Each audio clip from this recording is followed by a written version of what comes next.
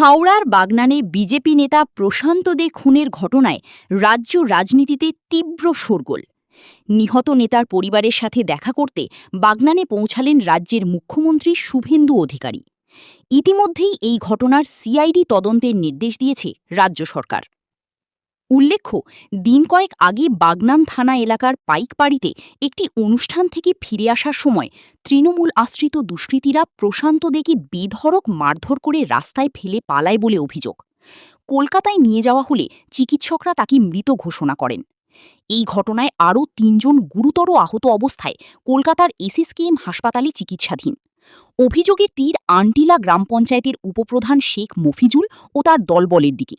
ঘটনার পর থেকেই এলাকা ছেড়ে পালিয়েছে অভিযুক্ত তৃণমূল কর্মীরা। তাদের খুঁজে চিরুনি তল্লাশি চালাচ্ছে পুলিশ।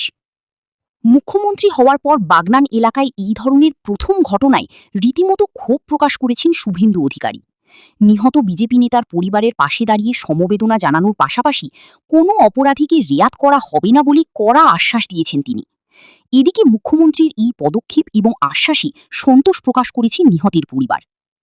এই রাজনৈতিক হত্যাকাণ্ডের তদন্ত কোন দিকে মোড় নিচ্ছে এবং পরবর্তী সব আপডেট সবার আগে পেতে এখনই ফলো ও সাবস্ক্রাইব করুন আমাদের চ্যানেল ফ্ল্যাশ 24 ইন্ডিয়া। আপনি কি লোন নিতে চান কিন্তু কিভাবে নেবেন বুঝতে পারছেন না? লোন পাবেন বাড়িতে বসে খুব কম সময়ে। লোনের জন্য অগ্রিম কোনো টাকা নেওয়া হয় না।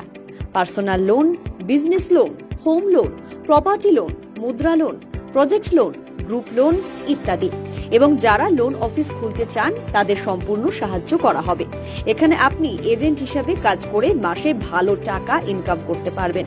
এছাড়াও আপনার ব্যবসা সংক্রান্ত যে কোনো রেজিস্ট্রেশন ও লাইসেন্সের জন্য যোগাযোগ করুন, যেমন company registration, trademark, food licence, shop বা trade licence, GST, income tax file, website ও লোগো ডিজাইন, ডিজিটাল মার্কেটিং ইত্যাদি।